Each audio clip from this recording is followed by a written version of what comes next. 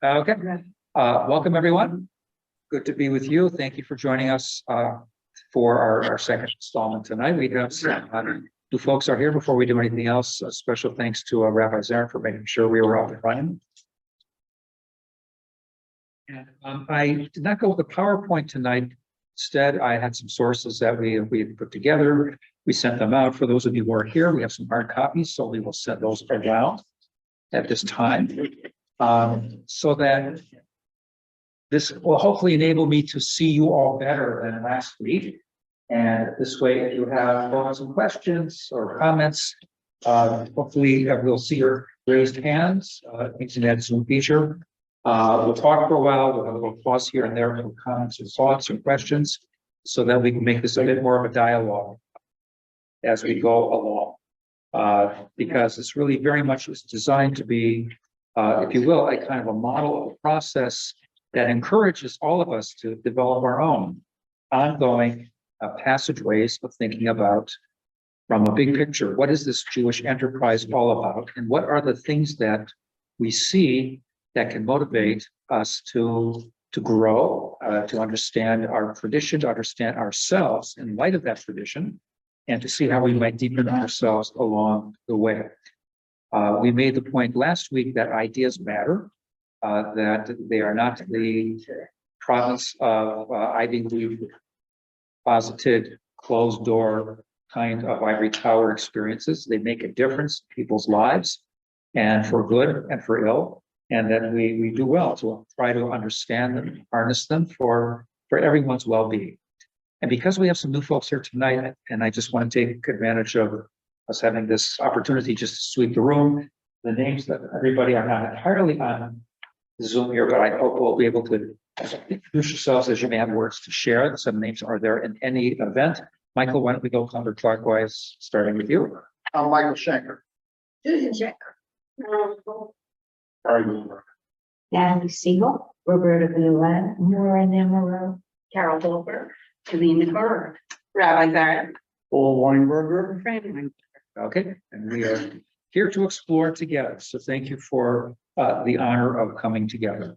I wanted to start just because there were some requests to share what I came up with as I call it a creedable, in the sense that there is something that in my own pondering about the Jewish enterprise, I'm standing at Adventist, that captures, at least for today, for the time being, not necessarily for all time, what I believe. And subject to change, I cleaned it up a little bit grammatically from what I offered last time. But the words here, if I were to do a commentary, are carefully chosen. In other words, I said divinely inspired as opposed to divinely given. I said that because there is always a question about the division between content and interpretation. The content of revelation, the content of God's self-disclosure, be it through events such as Mount Sinai at other times down the road historically, as well as the power and the necessary power of interpretation, which itself arguably bears its own mark of some divinity. We are both a distinct people. There are those who would doubt that or question it or would say that simply is not the case. There is no such thing as a Jewish people. I encounter with the belief that I think there is such a thing in all of our very craziness and our mishudas as well as our strengths. You need any evidence of the reality that we are prone to disagreements, you just have to look at the streets of the state of Israel in the last couple of weeks, and you will get a good dose of that kind of experience. And the important thing that I wanted to stress here also was my belief that it is not an either-or proposition to say that Judaism is for the Jewish people alone, or that Judaism is simply an expression no different essentially than any other cultural or religious expression that likes all sorts of mom and apple pie things like kindness and consideration and civility and toleration and so forth. My sense is that it is far more profound and deep on both levels, that it is the expression of our people, in that particular way, but points to an embrace of universal concerns. And that we have a language that is uniquely Jewish, but we share values with others, to be sure, and that come to express the reality of needing to have a far different kind of world than we have right now. And if you ever need reminders of that, just scan the news for a single week to see what a horror show the world is all about us. Don't have to elaborate. Michael? You have separated religious and cultural as if they're two distinct subsets. I'm not sure the question is why are really distinct subsets? Well, I say it in the sense of, I think that there is such a thing as a secular Jewish expression, cultural expression, a set of, I'll Mordecai Kaplan in a way in terms of civilization. When it comes to things like dance and film and some music and literature, some literatures, one can see the most avant-garde kinds of expressions in terms of Jewish culture in Hebrew language. But it is, not necessarily overtly religious per se, because it is avowed by people who would not want it to be an expression of religiosity. But the overall, as a project, as I used that term last week rather, that the idea that there is such a thing as a kind of continuum of Jewish expression is that ultimately the very fact that it might be in Hebrew is itself a statement at the outset that this is part of the inheritance of the tradition of the Jewish people, which is largely a religious one, even if it is a screaming match against the ills of religion. That's the irony. You do not have to agree. Okay, so that I want to make clear, to be sure. And again, I urge you to jot down some of the things that you find that you are motivated by or that you think about. Now, again, because this is really designed in a way to suggest that there are elements that I believe can be helpful for us in the kind of human predicaments we find ourselves both collectively and individually, I want to go forward a little bit with respect to what I'm calling the how before why.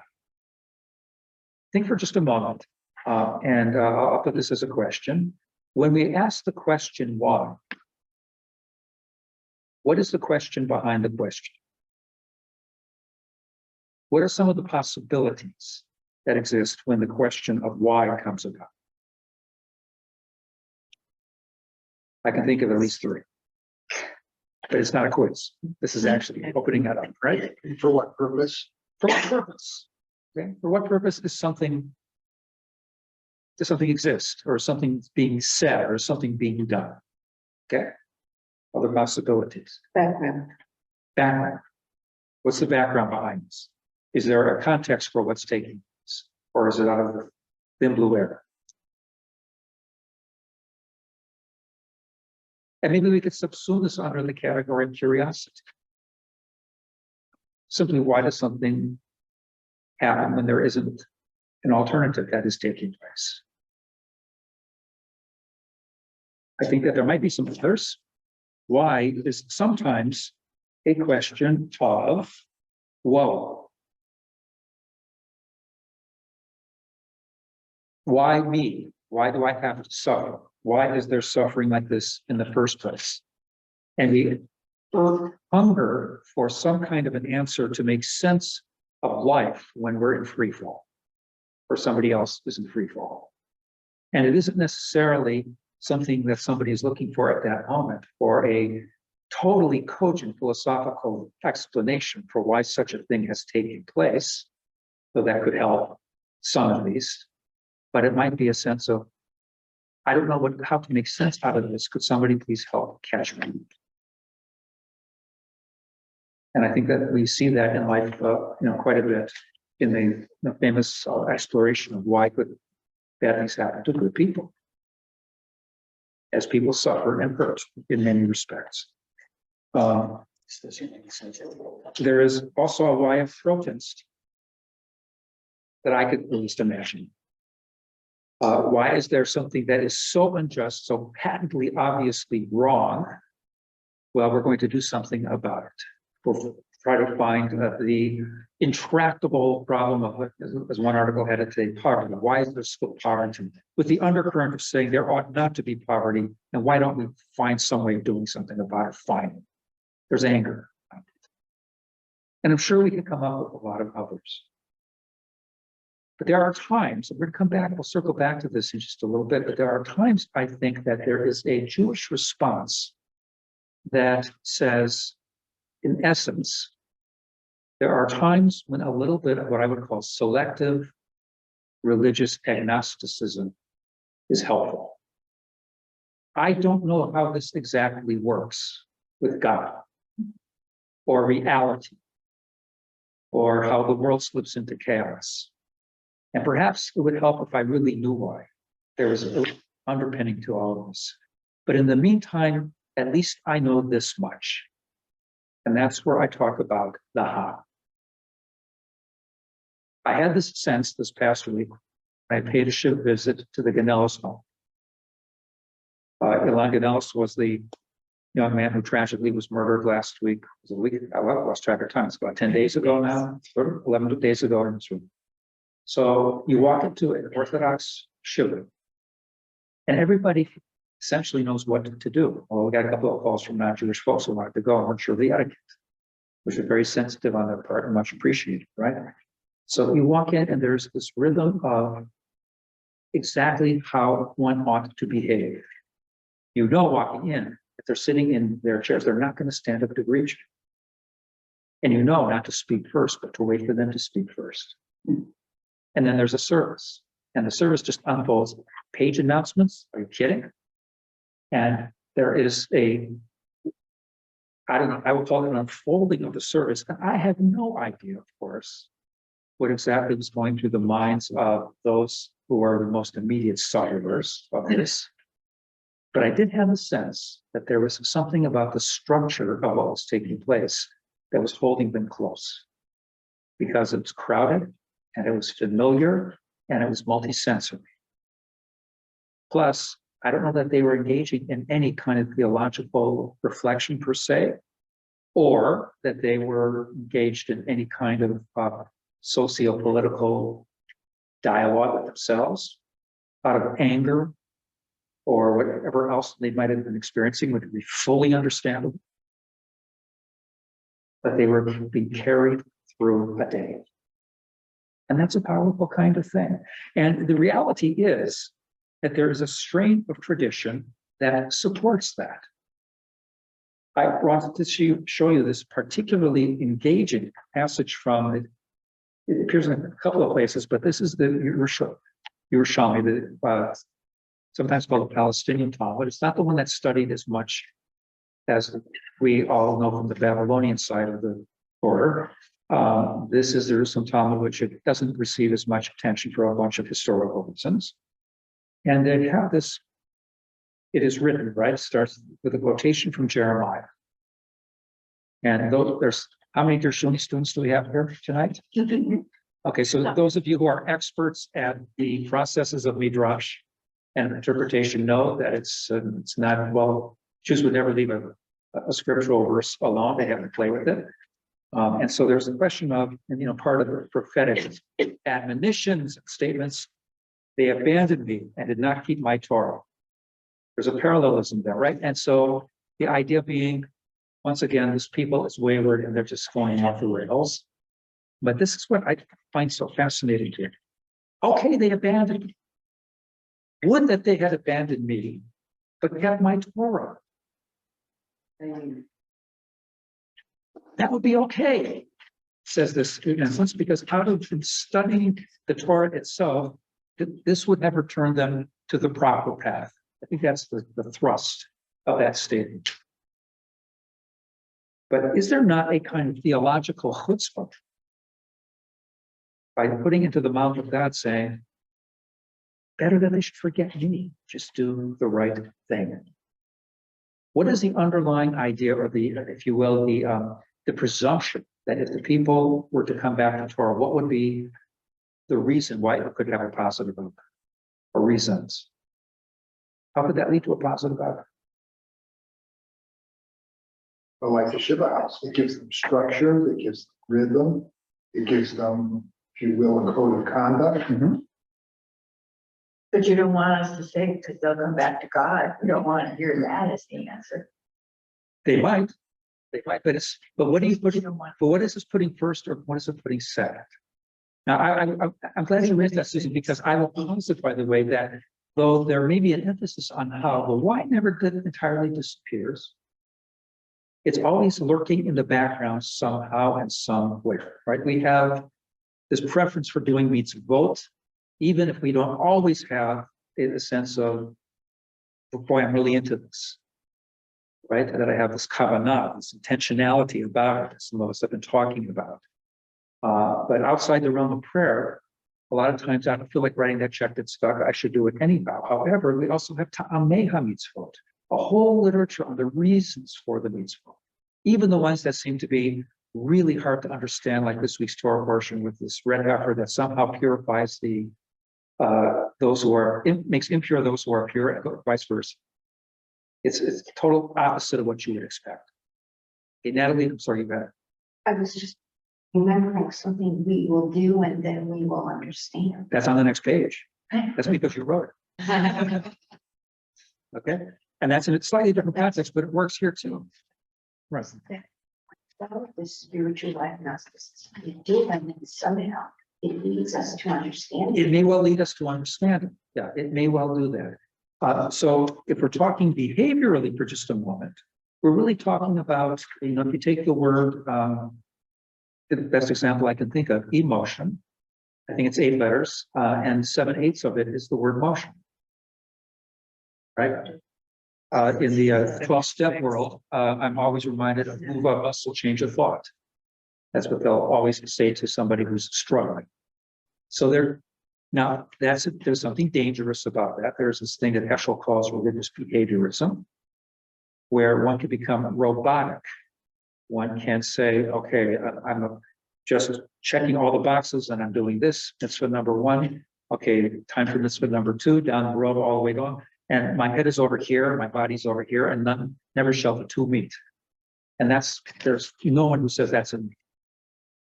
But there, go ahead. Sometimes your feet can do the prayer. Sometimes your feet can do the prayer. I think I've heard that somewhere before. But some Alabama is very lovely this time of year. Yeah, very much so. So, just if I could be autobiographical for just a moment. When I first started getting involved in Jewish things, one of the first things that really pulled me in was what was at the time as the Soviet Jewry movement. Right, most of us might remember how much that was a very key battle that the American Jewish community took on to varying degrees of success to try to get the Jews of the Soviet Union out and to make their lives within better, because it was a living hell for them Jewishly. And I was enthralled by this, absolutely enthralled by this. And we were making phone calls, and I knew some Hebrew, so I could speak to refuseniks on these impossible to communicate phone calls. And all of a sudden, things clicked. That Hebrew I was kind of struggling with, and sometimes I wasn't the best religious school student or Hebrew school student, don't tell anybody. More than made up when you mentioned it. Well, People can change. People can change. People can change.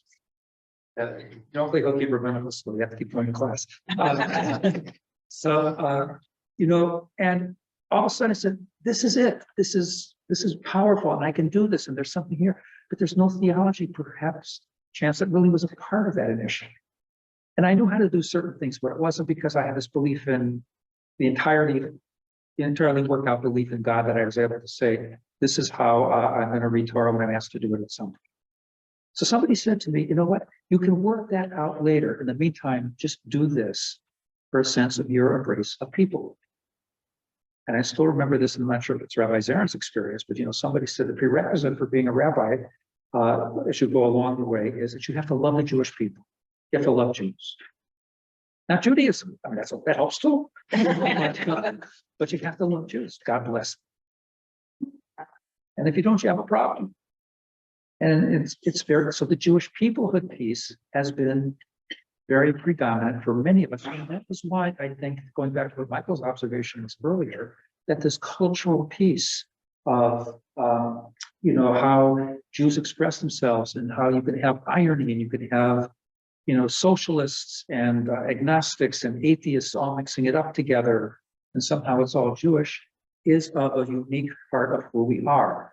Thank God I have opportunities to work out that theological piece, and it's still a work in motion, but it allows us to have that hybrid expression. Like when you end a class on the exploration of God's face and how it hides with an Amichai poem, because we talk to each other. And you see how somebody from a very different angle can say, from my secular approach, this is what I see this as being all about. So the how can be an embrace of many different things. And that's why, and I was very motivated by this, and this is very, very controversial, what Emil Fackenheim said. Yeah, I don't know how many of you have ever come across this. Fackenheim was a Reformed rabbi. He was part of what's called the 20th century Continental Philosophical School, was very, very concerned about learning the lessons of Jewish history. And was prepared to say that there are 600, this is just a very small excerpt, if there are 613 mitzvot classically to be found in the Torah, in our era, meaning 20th century America at that time, or arguably today, we also have an addition. Do not give Hitler a posthumous victory. Now, in practice, think about the implications of that. What does that mean? What does that mean in terms of Jewish behavior and how we understand the reasons behind that behavior? Any thoughts? Anybody in Zoom land?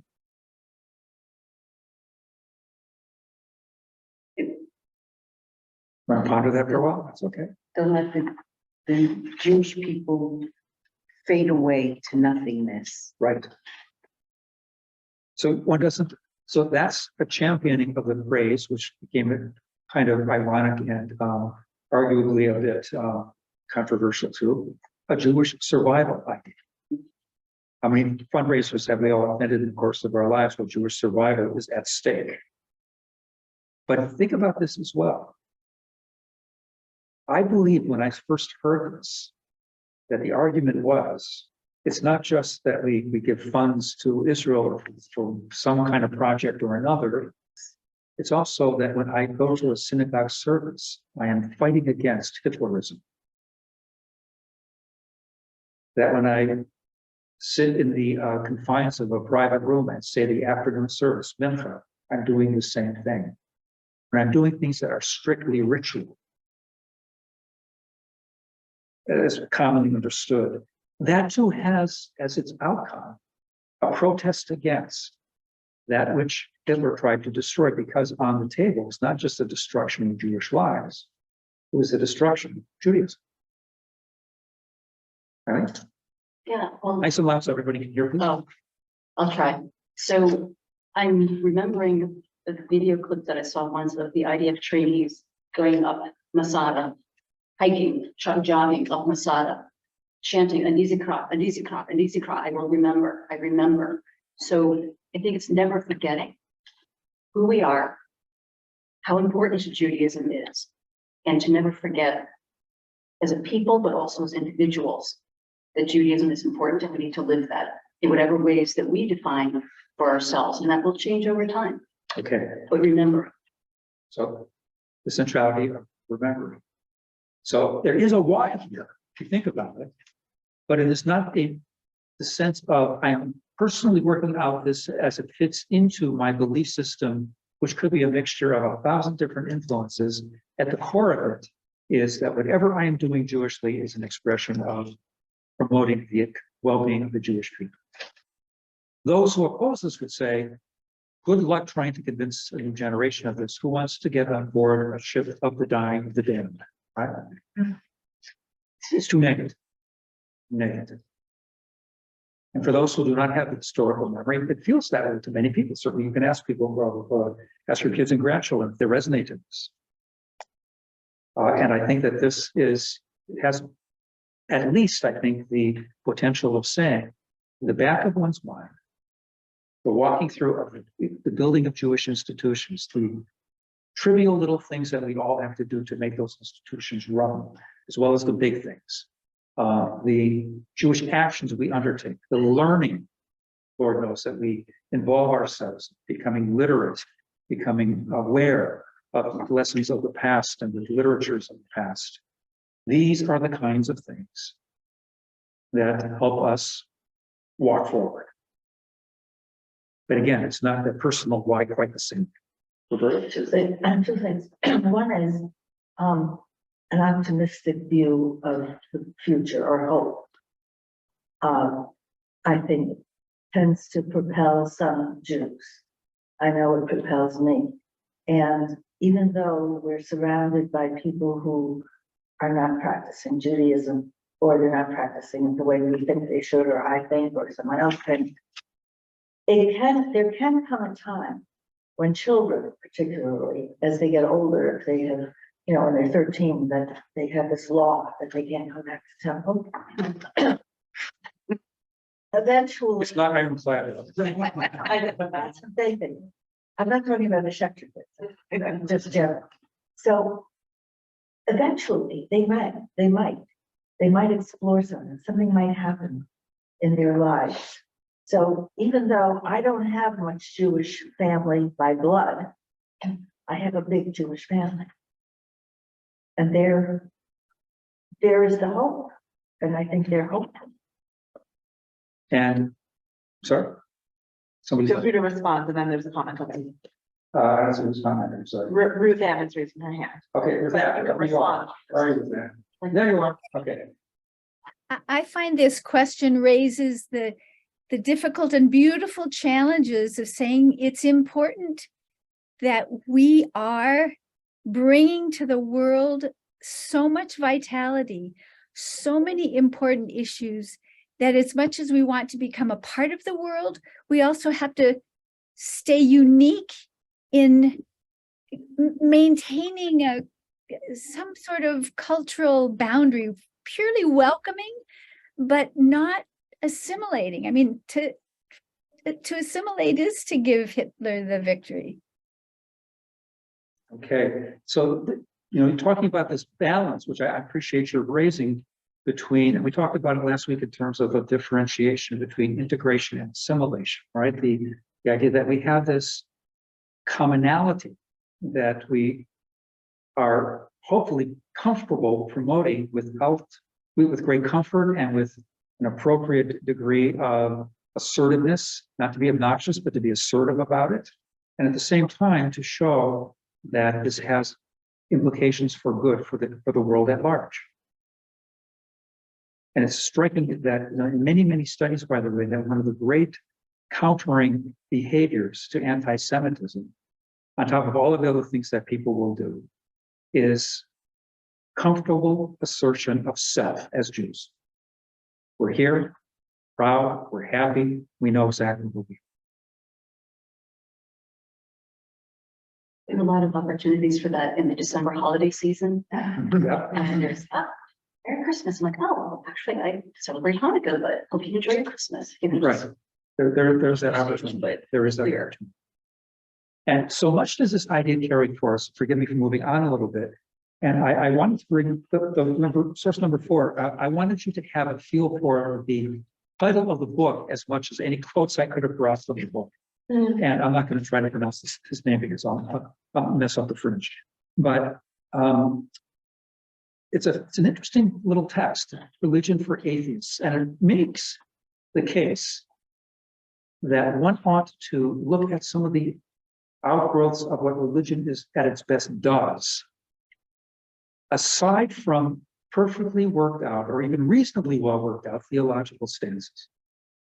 There are things like transcendence and appreciation for that which is beyond us and the reality that we are a part of it. Remember Woodstock, we are stardust? Turns out, from what I understand from science, we are. Okay, I'm not gonna sing it, I promise you.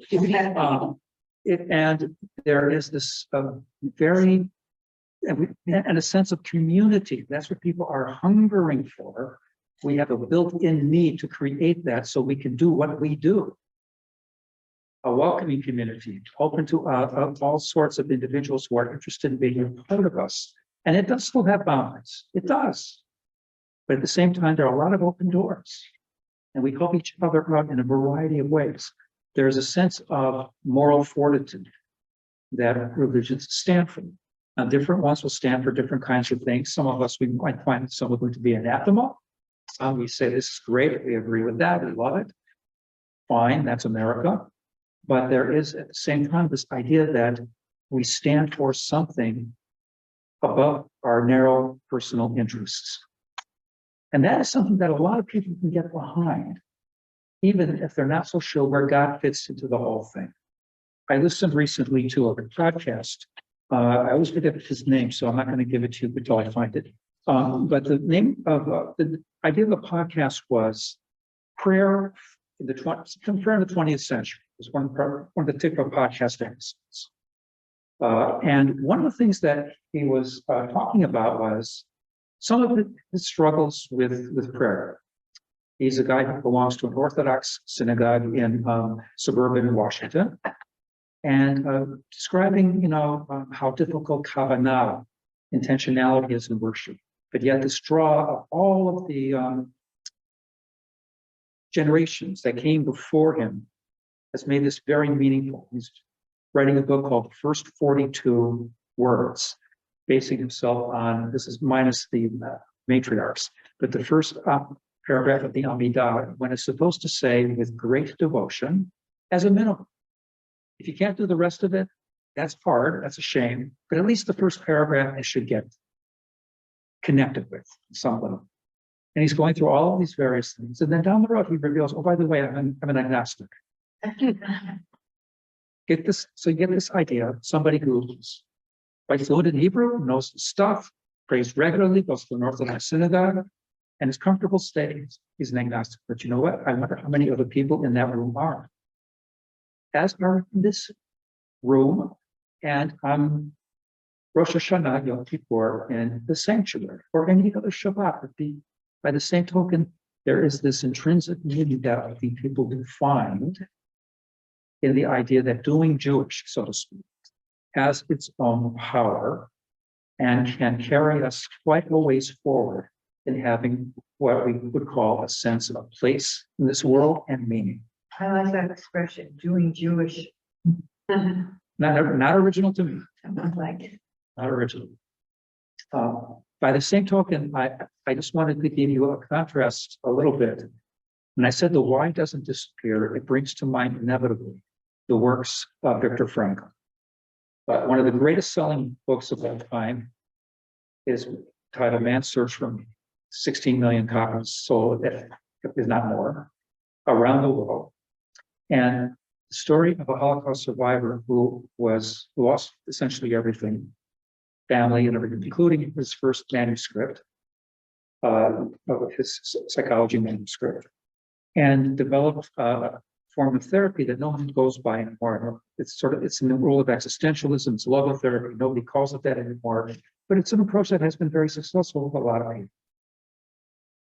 So what I think was significant with Viktor Frankl was the idea that there is a draw towards meaning that is as powerful as sexuality was for Freud and as power was for Ed. We are thirsting for meaning. And in fact, meaning is something that can help us to cope even with the greatest elements of suffering in life. It is still possible to find meaning even in the darkest hours. As he puts it in some of his writings, that we are here to bear witness to human potential at its best. And one can find meaning through a creative act, through love, or being able to see some meaning in suffering in the sense that it can call one to a higher form of self, and that we are always free to choose our attitude in any given situation. That is never something that can be taken for someone. So we never lose, we never give up on that element that can still be a part of our experience. And that, he says, we have things backwards. We have things backwards. We think that we're here to search for meaning in life. He says, no, you don't understand. Life is already calling to you. You're not listening well. Life is calling to you for potential for me. Maybe we ought to have one's ears more keenly attuned to that kind of lonely music that's out there. And see if you can find some accord with it. That's the agnostic in the show. It may be the agnostic in the right. Listening to the music without worrying about or wondering about the source of it. Right. And I would argue at the end of the day, there is great enrichment to be found in being able to walk into that belief system, to nurture it within oneself, to make one's own. We talked about this in past years, to create a personal Jewish theology, where we deal with it specifically. What do I really think about God? What do I really think about revelation? What about suffering? What about God's role in history? Is there really, do I believe in a personal God, or do I want to take one of the other 9 major examples that I think can be delineated in Jewish history? There'll be a quiz on it next week. But to be agnostic in that way, and by the way, the other parallel I would draw would be in the realm of another realm of psychology, which is arguably the most studied and touted as being a beginning point of success in a whole array of situations. And it's the world of cognitive behavior therapy in its various forms, be it, when Ellis came up with, or was it Burke that? I can't forget the name of the other guy right now from Philadelphia. He'll come back to me. Or relation to Frank. There's a zillion different expressions of it in mindfulness forms. But the basic idea is we don't have to go back and say, why am I like this from the standpoint of my childhood? As important as that can be, and as contributory as that could be, but what am I going to do right now? What are my beliefs? Is there evidence for this belief that makes it true, or am I overgeneralizing? Is there an alternative explanation for what I'm experiencing? Is this a useful belief? Is it helping me? Or why do I hold on to it if it's not helping me? What are the implications of believing this? It's almost scientific in the sense of saying, what's here right now, all the time? And you know what? A lot of times it really helps. With anxiety, with depression, with addiction, with phobias. It's not a cure-all, nothing's a cure-all, but it's a way of saying we can be agnostic as to certain reasons and still be helped by what's at hand. That too, I think, is a dovetailing of a Jewish experience in this way. I want to touch on a couple of other things and then go back a little bit to hear some of your thoughts.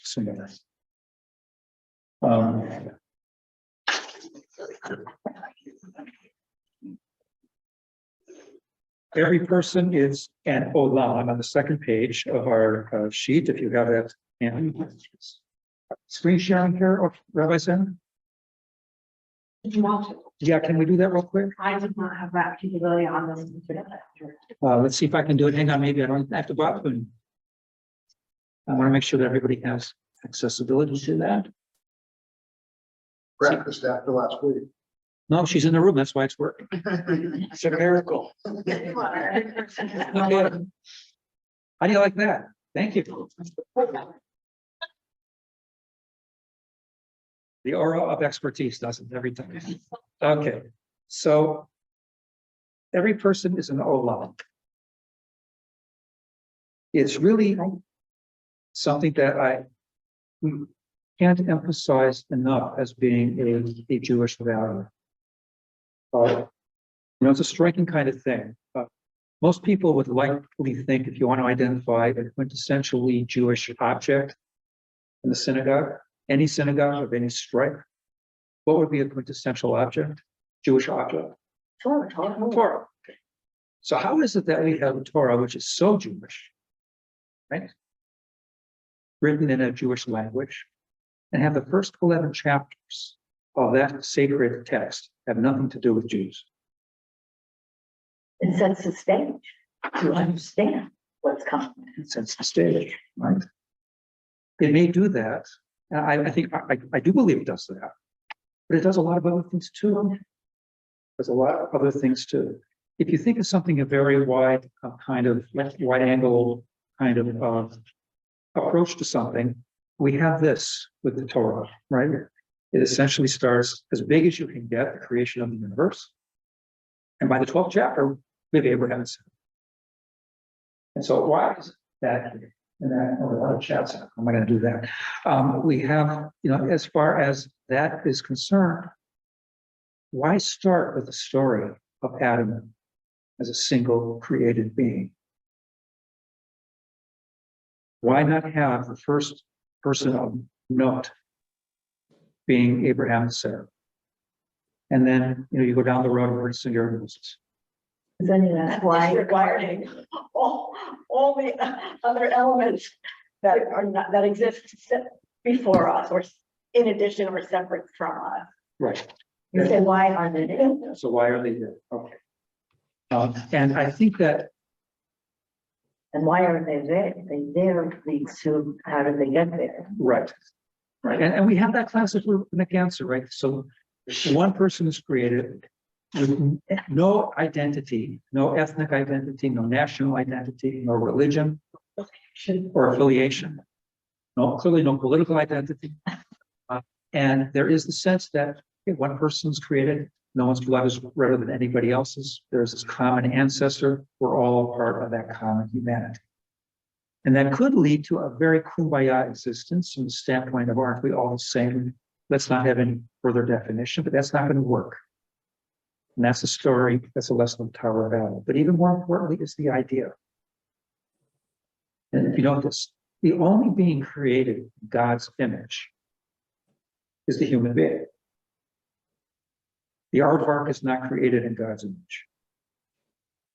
No insect is clearly created in God's image. It's only the human being. And if you think about the power of what that could imply, the implications of that as they unfold are enormous. It means that when we see each other, we are looking at, ultimately, an entire world. We have probably all encountered that other rabbinic statement that to save a single life is to save a whole world. It's not akin to saving the entire globe that we call Earth, but it's the prism through which we see the person sitting next. No matter what their backgrounds, capabilities, strengths, weaknesses, health status, or anything else. That's at least how a great deal of the Jewish tradition plays it out. And in that regard, there's this really interesting debate that goes on, and that's what I just wanted to touch on with number 6. Judaism's most important teaching. So love your neighbor, right there, as yourself. Okay, who would argue with that? Shimon ben Azai does. And he says, let's quote some genealogy. This is the book of human generations. On the day God created humans, So all of the begets, but there's a reminder that God created them all in the image of God, male and female created them. So that there is not just the fact that we have a lineage of people going through down the road, but rather we also have a sense that all of them are ultimately traceable to that same exact experience. And that is why, by the way, if you think about it, a sin against a person, Judaism is a sin against God. It's not just that it's a bad thing to do. Conversely, to do a mitzvah with another person is to praise God. One of my favorite phrases in the literature, this comes from Pirkei Avot, chapter 6, Mishnah 6. I have teaching parts of that today, or echoing and hoping that we get to it, but we didn't quite revert it, did we? We are 4. We get to 6. Who did that? Laseit ba'ol im chaverim, to bear the burden of the other. It's an incredible phrase. It's not just to watch and encourage. It's not just to say, let's divide it out somehow. It's to say, you're struggling underneath that. I'm going to come and help you carry it. And there's a whole realm of Jewish ethics that is based on that phrase. Touch on it next week, I hope. To carry help carry the burden of the other. We're responsible in doing that. And that intertwines the ethical and the religious as one statement. One of the things I think can be helpful with this is the degree to which when somebody says, I don't know what I really believe in, but I like to help my fellow person, what you're doing in that regard is also a religious deed. Now, I would love to encourage that person, because it's my perspective and I suppose my job, to say, let's look beyond that too, gently to encourage that. See what else is at stake in this Jewish enterprise. But it is unquestionably a religious deed. That's a powerful thing. It also would suggest, I think, that the most mundane and trivial of kinds of interchanges we have with people, I know people who are just masters at making somebody's day fabulous. People that they meet on the street, people that they rub shoulders with here or there, somebody on the phone, a routine kind of phone call, they make them feel like $1,000,000. There's a religiosity about it because of this interplay of these elements. It's another class. They get rowdy sometimes. Okay. Other blunt sugars. Okay. And this is what makes it possible to say that what we were talking about last week with idolatry as kind of a law that goes awry, misdirected love, the source we looked at, is intertwined with the idea of person as being created in God's image. Why don't we have idols now? So Abraham Joshua Heschel, in addition to being one of these incredible figures in the civil rights movement, in Jewish-Christian relations with Vatican II, with theology, magnificent writing, also was a poet in his earlier days. And he wrote this lovely little book of poetry called Der Shem HaMeforash Mensch, the ineffable name of God, the four-letter name of God, which is impossible to explain. The mysterious name of God is the human being. And what does he argue? It's not just that you don't have allowance to build idols. They're superfluous. You want to have a representative of God? Don't build golden calves. You want to look at the person next to you. That's the representation of God on earth. It's not just idolatry, it's bad. Who needs it? Has no meaning. It has no meaning. So it's a circling back. That is what I believe makes Judaism a religious humanism. It is very humanistically based on a sense of placing the dignity, the necessity to uplift human being at its core. There are different kinds of faith systems that can be entirely God-oriented, can be doctrinaire oriented, right? I have to fulfill the doctrine in a perfect fashion. And there's also a religious humanism that says I have to make a very, very central place for the human being. And that's what I call it. So maybe we can reframe some of our often partisan dichotomies that we have between religious and ethical. I don't think that they work there, that things work there. And I want to finish this last little statement here on two sides of things, and then we're going to open up to the chat if I can. I really, really believe that the enemy of the better is the best. The enemy of the better is the best. Nobody does Jewish, go back to that, perfectly, consistently, 100% all the time. There is less hypocrisy in religious life than I think people imagine. There's inconsistency.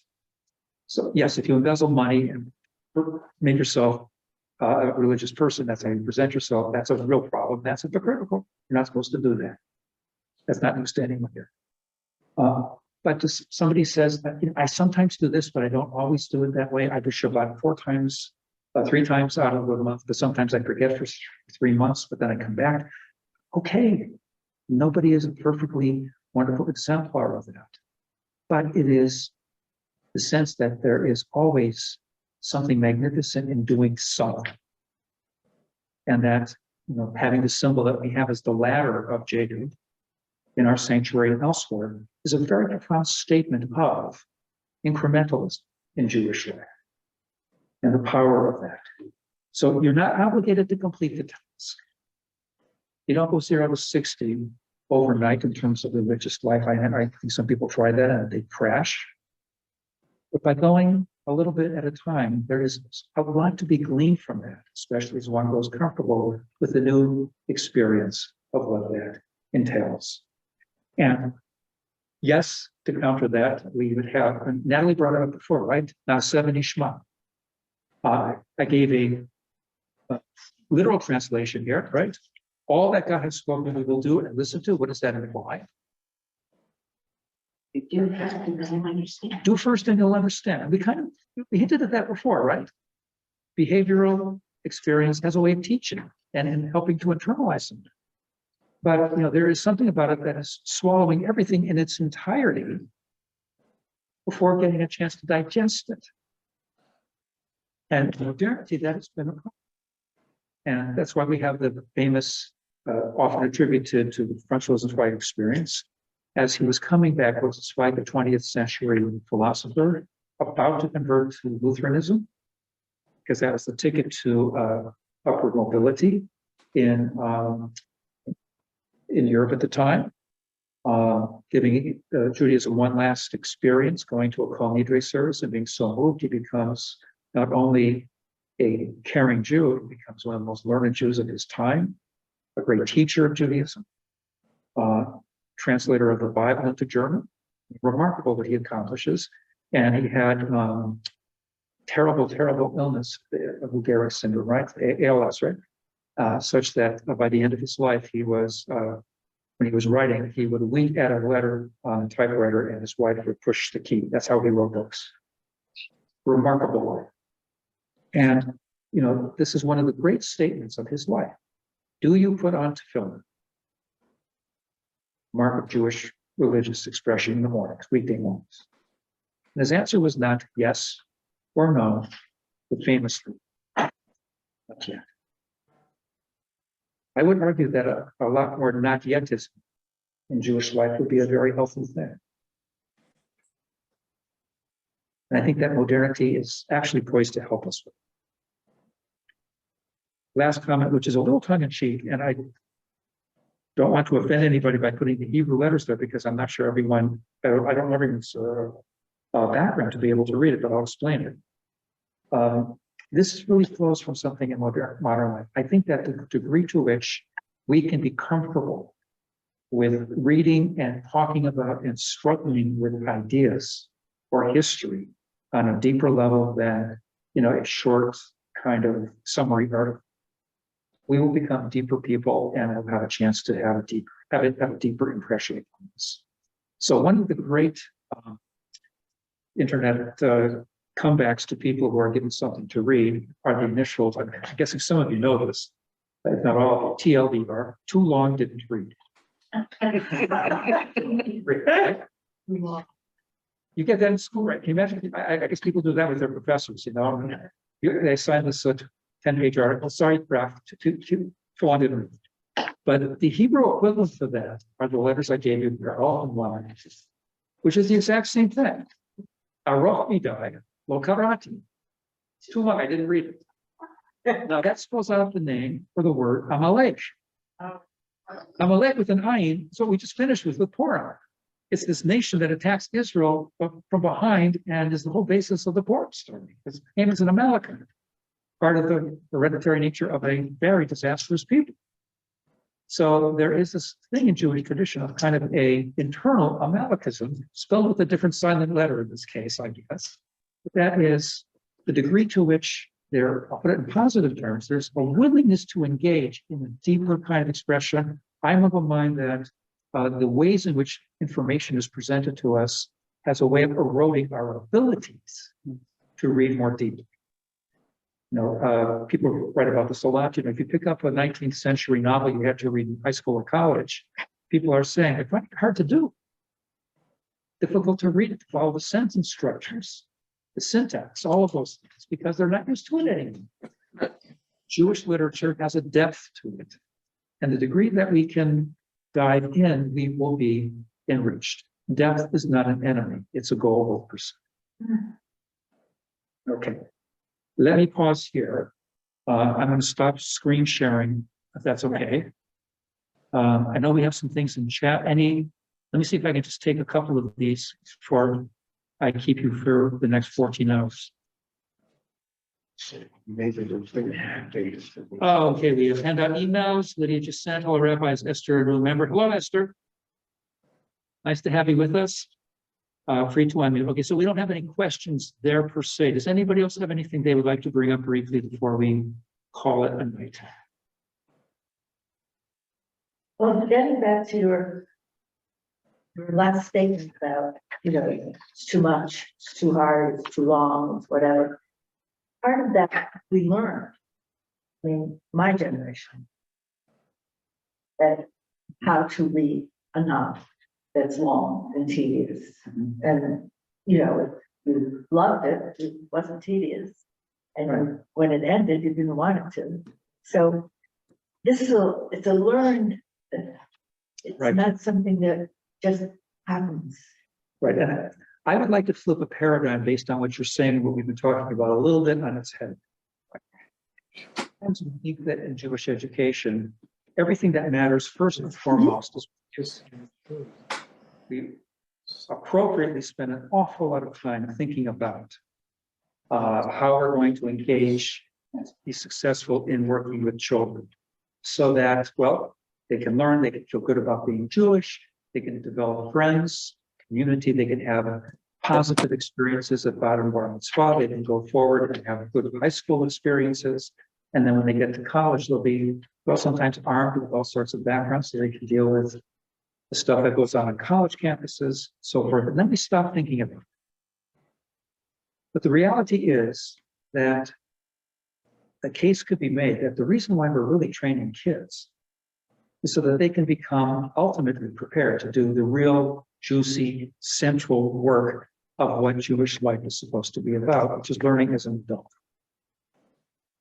This, you all here tonight, wherever you are, and in all of the classes that you may be taking, because a lot of you take a lot of classes, you are doing the core experience of Jewish expression, for which hopefully other things have prepared you to do. And that when we talk about depth, the idea is that everything has been to this day. It's not unimportant, but it's like saying, okay, now that I'm really ready to, now that I've been through, the first elements of jumping into the wading pool and the narrow part of it, I can go into the deep end now and swim very confidently because I know what to do. And there'll be others to help me along the way because you learn best in tandem with other people. So we're at the heart and core of that experience. And it's not just that age appropriately, we didn't talk this way, with the third graders. That's obvious. We have a very different conversation with those folks. It's that what's happening in third grade is helping to prepare those kids, hopefully, for one day being in this room or this room. It's the first 12 chapters. I'm sorry, First 12 chapters. first 12 chapters, Foundation. something foundation. Okay, there were a zillion things I didn't get to because that's always the way it works. But we will next week. I cannot tell you how happy I am to see you here. I can look forward to a time where we could comfortably hash out all of these things and comfortably in a place that would allow us to have a very noisy room with animated conversations. Maybe we'll find a way of doing that so we could do a little chavruta study, right? We could give you some ideas, take a look at it, talk about it in pairs, but we will make that happen one day soon as well. So I wish everybody Shabbat Shalom. So nice to see you all. I think all is in the wrong place over there. I'm supposed to look. Happy Shabbat Shalom, everybody. Bye, Shalom. Thank you. Thank you